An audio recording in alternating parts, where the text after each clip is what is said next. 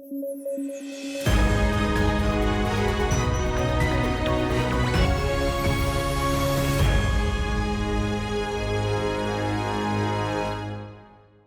News at 9 programme में आपका स्वागत है। मेरा नाम है विरुद्ध दुबे। आइए नजर डालते हैं आज की हेडलाइंस पर। पेरिस एआई एक्शन समिट में शामिल हुए प्रधानमंत्री नरेंद्र मोदी। एआई के सकारात्मक पक्ष पर हुई चर्चा। Public interest AI, future of work जैसे मुद्दे रहे शामिल। इंडिया एनर्जी वीक का आयोजन, नई दिल्ली की यशोभूमि में हो रहा है इवेंट। पीएम मोदी ने वर्चुअली किया शुभारंभ। और सेफर इंटरनेट डे का हुआ आयोजन। इंस्टाग्राम ने भारत में टीन अकाउंट्स किए लॉन्च। इंटरनेट सेफ्टी पर अवेयरनेस बढ़ाना है मकसद।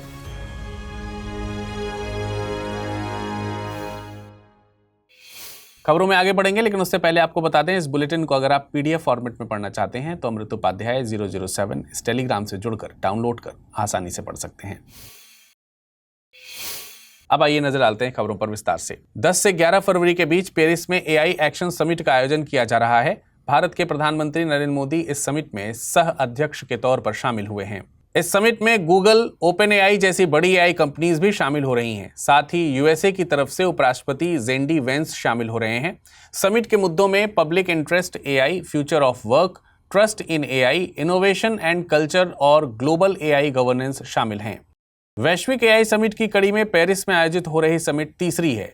इससे पहले साल 2023 और 2024 में 2 एआई सेफ्टी समिट्स आयोजित की जा चुकी हैं।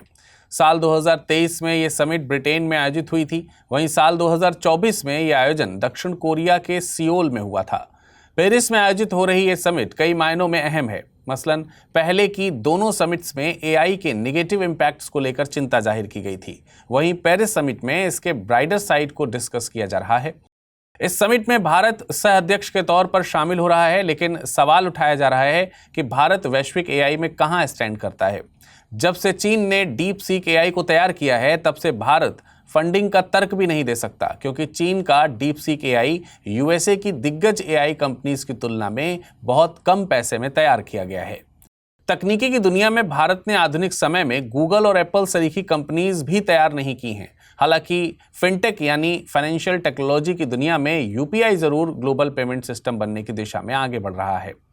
भारत को एआई में सफल होने के लिए 2 एरियाज में काम करने की बेहद जरूरत है। सबसे पहले तो भारत को लोकल लेवल पर एआई टेक्नोलॉजी को विकसित करने की जरूरत है। ये एआई ऐसा हो जो ओपन एआई या गूगल पर डिपेंड ना हो। इसके लिए जरूरत है कि सरकार निजी कंपनीज पर इस तरीके का इकोसिस्टम बनाए जिससे एआई में निवेश किया जा सके। इसके अलावा भारत को रिस्पॉन्सिबल एआई के लिए फ्रेमवर्क तैयार करने की भी जरूरत है। 11 से 14 फरवरी के बीच इंडिया एनर्जी वीक का आयोजन किया जा रहा है। ये इवेंट नई दिल्ली स्थित यशोभूमि में आयोजित किया जा रहा है। इसका आयोजन ministry of petroleum and natural gas के द्वारा किया जा रहा है। India energy week event international energy companies को एनर्जी वैल्यू चेन के हर पहलू से जुड़ने के लिए एक मंच मुहैया कराता है। सम्मेलन की प्रमुख थीम्स में energy security, transition, resilience, innovation and digital advanceness शामिल हैं। इस दौरान भारत की प्रधानमंत्री उज्ज्वला योजना का भी प्रदर्शन किया जाएगा। प्रधानमंत्री उज्ज्वला योजना ministry of petroleum and natural gas की फ्लैगशिप स्कीम है। इसे 1 मई 2016 को प्रधानमंत्री नरेंद्र मोदी ने यूपी के बलिया से लॉन्च किया था। इसका मकसद ग्रामीण और वंचित परिवारों को क्लीन कुकिंग फ्यूल जैसे एलपीजी मुहैया कराना है।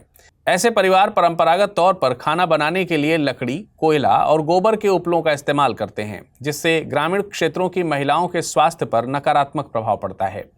इस इवेंट का शुभारंभ प्रधानमंत्री नरेंद्र मोदी के द्वारा वर्चुअली किया गया और इस मौके पर प्रधानमंत्री ने कहा है कि 21वीं सदी भारत की है। भारत केवल अपनी ग्रोथ नहीं कर रहा है, बल्कि भारत दुनिया की ग्रोथ में भी भागीदार बन रहा है। साथ ही भारत का एनर्जी सेक्टर इस क्षेत्र में बड़ी भूमिका निभा रहा है। भारत के एनर्जी सेक्टर के लिए 5 पिलर्स निर्धारित किए गए हैं, जिनमें पहला पिलर है कि भारत ऊर्जा के लिए अपने देश में मौजूद संसाधनों का ही दोहन कर रहा है। दूसरा पिलर है कि भारत इस क्षेत्र में अपने इनोवेटिव माइंड्स को नवाचार करने के लिए बढ़ावा दे रहा है। तीसरा पिलर है कि भारत में आर्थिक मजबूती और राजनीतिक स्थायित्व है। चौथा पिलर है कि भारत एक रणनीतिक लोकेशन पर स्थित है, इसलिए एनर्जी ट्रेड आसानी से हो सकता है। पांचवें पिलर के मुताबिक भारत वैश्विक स्तर पर सतत विकास के लिए प्रतिबद्ध है। इस बार 11 फरवरी को दुनिया भर में सेफर इंटरनेट डे मनाया गया। ये दिन हर साल फरवरी के दूसरे मंगलवार को मनाया जाता है। देखिए, इंटरनेट ने हमारी लाइफ आसान तो की है, लेकिन इसके साथ साइबर क्राइम्स जैसे खतरे भी जुड़े हैं। इस दिन का मकसद इंटरनेट सेफ्टी को लेकर अवेयरनेस बढ़ाने से है। 2025 के लिए इस दिन की theme together for a better internet रखी गई है।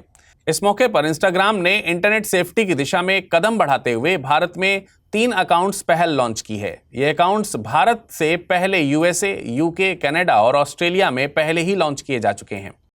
3 अकाउंट्स का मकसद टीनेजर्स को नकारात्मक कंटेंट से बचाना है, साथ ही अजनबियों के साथ उनके इंटरेक्शन को लिमिट करना भी है। साथ ही अकाउंट्स ऐप पर बिताए जाने वाले वक्त पर भी लिमिट लगाते हैं। इंस्टाग्राम पर 16 साल से कम उम्र के लोगों के लिए सेटिंग में बदलाव के लिए माता पिता की परमिशन की जरूरत होगी। 3 अकाउंट्स में एक नए फॉलोवर को परमिशन देनी होती है। साथ ही इन अकाउंट्स को नॉन फॉलोवर्स द्वारा देखे जाने पर रोक है। इसके अलावा 16 साल से कम उम्र के यूजर्स को मैसेजिंग पर भी प्रतिबंध होगा, इसलिए केवल वे ही इन अकाउंट्स पर मैसेज भेज सकते हैं जिनसे वे कनेक्टेड हैं। 3 अकाउंट्स को लेकर उन लोगों के द्वारा ही टैग किया जा सकता है जिन्हें ये फॉलो करते हैं। इन अकाउंट को सेंसिटिव कंटेंट से भी शील्ड किया जाता है। इसके अलावा इंस्टाग्राम ने अपनी एज वेरिफिकेशन प्रोसेस को और भी ज्यादा मजबूत करने की बात कही है। सुप्रीम कोर्ट ने तमिलनाडु के गवर्नर आर.एन. रवि से सवाल किए हैं। ये सवाल तमिलनाडु राज्य विधानमंडलों द्वारा विधेयकों पर स्वीकृति रोक लेने के संबंध से हैं। दरअसल मामला है कि तमिलनाडु के गवर्नर आर.एन. रवि कई विधेयकों पर चुप्पी साधे रहे हैं, मतलब कि उन्होंने अपनी स्वीकृति भी नहीं दी है और ना ही उन्हें वापस भेजा है। जब उनसे सालों बाद इस बारे में पूछा गया तो जवाब आया कि उन्होंने राष्ट्रपति के लिए इन विधेयकों को विदहोल्ड किया था। अदालत इस मामले में संविधान के अनुच्छेद 200 के दायरे पर भी विचार कर रही है। संविधान के अनुच्छेद 200 के मुताबिक जब साधारण विधेयक को गवर्नर की मंजूरी के लिए उनके सामने लाया जाता है तो गवर्नर के पास 4 रास्ते होते हैं। एक तो वे विधेयक को मंजूरी दे सकते हैं, जिससे विधेयक कानून बन जाएगा।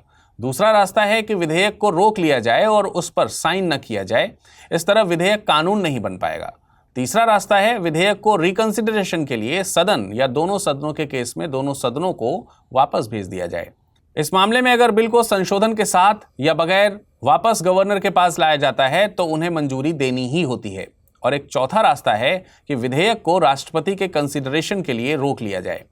Governor RN. रवि का प्रतिनिधित्व कर रहे अटॉर्नी जनरल आर. वेंकटरमणी, उन्होंने अनुच्छेद 200 की व्याख्या करते हुए कहा है कि इसके पहले उपबंध के तहत राज्यपाल को यह अधिकार है कि वे किसी विधेयक को विधानमंडल को पुनर्विचार के लिए लौटा सकते हैं, लेकिन यह केवल तब लागू होता है जब विधेयक में छोटे मोटे सुधार किए जा सकते हों। यदि कोई विधेयक केंद्र के विधायी अधिकार क्षेत्र का अतिक्रमण करता है या संविधान के अनुरूप नहीं है तो यह पहला उपबंध लागू नहीं होता। ऐसे मामले में राज्यपाल पारंपरिक रूप से स्वीकृति रोकने के बजाय विधेयक को राष्ट्रपति के पास भेजते हैं और उसकी असंवैधानिकता के कारण बताते हैं। इस स्थिति में राज्यपाल को विधानमंडल को कोई संदेश भेजने की जरूरत नहीं होती है। उनके तर्क का मकसद यह साबित करना था कि राज्यपाल ने तकनीकी रूप से विधेयकों को स्वीकृति नहीं रोकी है, बल्कि उन्हें राष्ट्रपति के पास भेजा है। इसलिए यदि विधानमंडल उसी विधेयक को दोबारा पारित करता है तो भी राज्यपाल इसे मंजूरी देने की बाध्यता नहीं रखता। कोर्ट ने मामले को जजमेंट के लिए रिजर्व कर लिया है। इस पूरे मामले में तमिलनाडु सरकार और आर.एन. रवि के वकीलों द्वारा खूब दलीलें पेश की गई हैं। बकौल तमिलनाडु सरकार अनुच्छेद 200 में राज्य सरकार ही बॉस है। वहीं आर.एन. रवि की दलीलों में कहा गया है कि उन्होंने तकनीकी पहलुओं को समझते हुए अपनी मंजूरी को रोका है। अब ये सुप्रीम कोर्ट पर डिपेंड करेगा कि पूरे मामले में कोर्ट संविधान के अनुच्छेद 200 की क्या व्याख्या करता है। आइए अब नजर डालते हैं आज के टर्म ऑफ द डे पर। आज का टर्म ऑफ द डे है dark sky park. Dark sky park night sky या रात्रिकालीन आकाश को आर्टिफिशियल लाइट से होने वाले प्रदूषण से संरक्षित करने के मकसद से डिजिग्नेट किया गया क्षेत्र है। इन क्षेत्रों के चलते एक ऐसा वातावरण तैयार होता है जो लोकल इकोलॉजिकल सिस्टम को पनपने में मदद करता है। जनवरी 2024 में पेंच टाइगर रिजर्व को भारत का पहला डार्क स्काई पार्क घोषित किया गया था। यह एशिया का 5वां डार्क स्काई पार्क है। आइए अब वक्त हो चला है आज के रैपिड न्यूज पर नजर डालने का। न्यूजीलैंड ने चीन के साथ कुक आइलैंड्स के समझौते पर गंभीर चिंता व्यक्त की है। न्यूजीलैंड का कहना है कि कुक आइलैंड ने समझौते पर हस्ताक्षर करने से पहले न्यूजीलैंड से सलाह मशविरा नहीं किया है और यह समझौता न्यूजीलैंड के राष्ट्रीय हितों के लिए खतरा हो सकता है। कुक आइलैंड एक स्वशासित क्षेत्र है। इसका न्यूजीलैंड के साथ फ्री एसोसिएशन समझौता है। ये आइलैंड दक्षिण प्रशांत महासागर में टोंगा के पश्चिम में और फ्रेंच पोलिनेशिया के पूर्व में स्थित है। इसमें 15 द्वीप हैं जो उत्तर और दक्षिण समूह में बांटे गए हैं। यहाँ के नागरिकों को न्यूजीलैंड की नागरिकता प्राप्त है जो इन्हें वहां रहने, काम करने और यात्रा करने की स्वतंत्रता देती है और न्यूजीलैंड वित्तीय मदद, रक्षा, सहायता और विदेशी मामलों में सहायता प्रदान करता है। मध्य प्रदेश के राजीव गांधी सागर वन्यजीव अभयारण्य को भारत का दूसरा चीता आवास बनाया जाएगा। यहाँ दक्षिण अफ्रीका से लगभग 6 से 8 चीते लाए जाएंगे। यह अभयारण्य उत्तरी पश्चिमी मध्य प्रदेश राजस्थान सीमा पर स्थित है और 368 वर्ग किलोमीटर में फैला है। यहाँ सूखे पर्णपाती जंगल और घास के मैदान हैं जो चीतों के लिए आदर्श हैं। चंबल नदी इसे 2 हिस्सों में बांटती है। अभयारण्य में चिंकारा, नीलगाय और स्पॉटेड डियर जैसे शिकारियों की पर्याप्त संख्या है। साथ ही यहाँ बाघों और तेंदुओं की संख्या नियंत्रित की गई है जिससे चीतों का अस्तित्व सुनिश्चित किया जा सके। भारतीय रिजर्व बैंक ने भारतीय वित्तीय संस्थानों के लिए बैंक.in और FIN यानी fin.in डोमेन लॉन्च किया है। इसका मकसद ऑनलाइन धोखाधड़ी और साइबर सुरक्षा खतरों से निपटना है। बैंक.in डोमेन विशेष रूप से भारतीय बैंकों के लिए होगा जो डिजिटल बैंकिंग में सुरक्षा और विश्वास बढ़ाएगा। वहीं fin.in डोमेन अन्य वित्तीय संस्थानों के लिए उपयोग होगा। इन डोमेन का उपयोग उपभोक्ताओं को वैध वित्तीय सेवाओं की पहचान करने में मदद करना और साइबर धोखाधड़ी के खतरे को कम करना है और इन डोमेन्स के लिए institute for development and research in banking technology को रजिस्ट्रार के रूप में नामित किया गया है। इजरायली सेना ने नेटजारिम कॉरिडोर से पीछे हटना शुरू कर दिया है। नेटजारिम कॉरिडोर गजा पट्टी का एक क्षेत्र था जो इजरायली सैन्य नियंत्रण में था। यह क्षेत्र इजरायली रक्षा बलों द्वारा गजा युद्ध के दौरान एक रणनीतिक सैन्य क्षेत्र के रूप में स्थापित किया गया था। यह गजा इजराइल सीमा से लेकर भूमध्य सागर तक फैला हुआ है और इसने गजा पट्टी को 2 भागों में बांट दिया है। इसका नाम पहले यहाँ स्थित इजरायली बस्ती नेटजारिम के नाम पर रखा गया था।